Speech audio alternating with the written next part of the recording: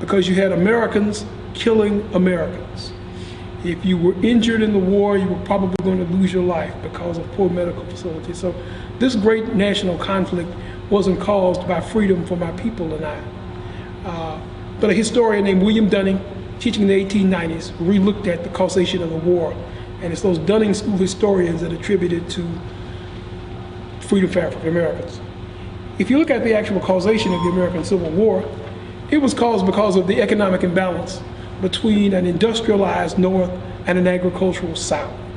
And ever since the beginning of the country, there had been a struggle to maintain a balance between the North and the South politically and economically. By the 1850s, it was apparent that there was no way an agricultural South was going to be equal to an industrialized North. There was going to be an economic disparity there. President Abraham Lincoln admired the Union. Lincoln was very honest in his evaluation that this nation of the people, by the people, and for the people shall not perish from this earth. That was his reason for fighting the Civil War. Freedom for African Americans was secondary to Lincoln and was only accomplished because of his political need. So Lincoln found it politically expedient to issue a proclamation which freed no slaves. Not one slave was freed by Abraham Lincoln's Emancipation Proclamation. You're in Nashville, Tennessee right now. In Nashville, Tennessee, on December 15th, we celebrate the Battle of Nashville.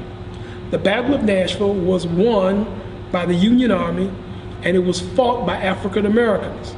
And the 369th, a black regiment, would come to Tennessee and began the decline of the Southern armies, because the Battle of Nashville was won by African American fighting forces.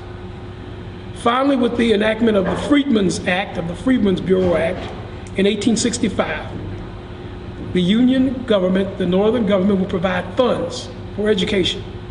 The money was set aside by the government with the sale of abandoned land and abandoned animals in the South. That money was used for two purposes: for education and for medical care. And how can you exist in a society when you can't read? When you can't read, and you don't know what a danger sign means.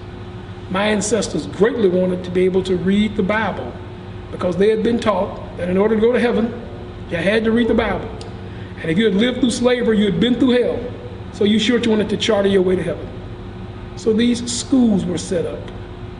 Initially, this school was chartered, named for General Fisk.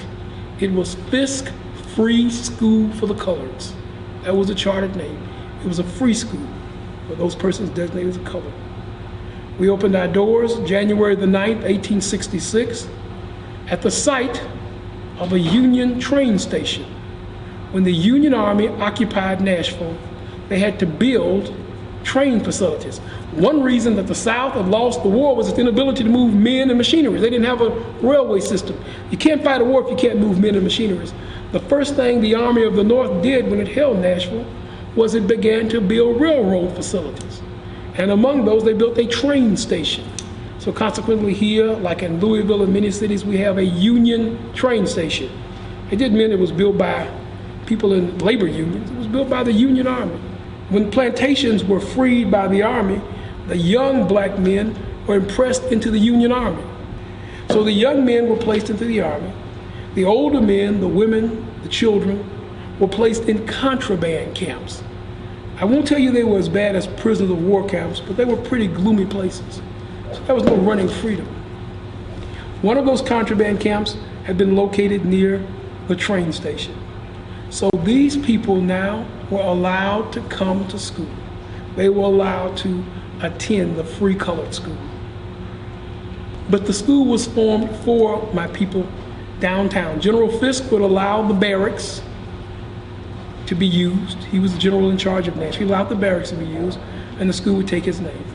My people came. They wanted to learn to read and write, to cipher, do mathematics. They wanted to be educated. The great irony, today people sometimes wonder why black children have to be brought and forced to come to school, but my people readily came to be educated, to have their minds open. By May of that first year, there were more than 500. By 1 year, there were 1,300 persons estimated to be studying at the free colored school. The government gives, the government can take away. The Freedmen's Act wasn't refunded after 1870. By the 1880s, remember, at the end of the Civil War, you have the beginnings of something called social Darwinism. It wasn't enough that I had been enslaved for 300 years. Now, scholars begin to question my intellectual equality. They take the biological theories of Charles Darwin, where they classify species, and they apply it to humans.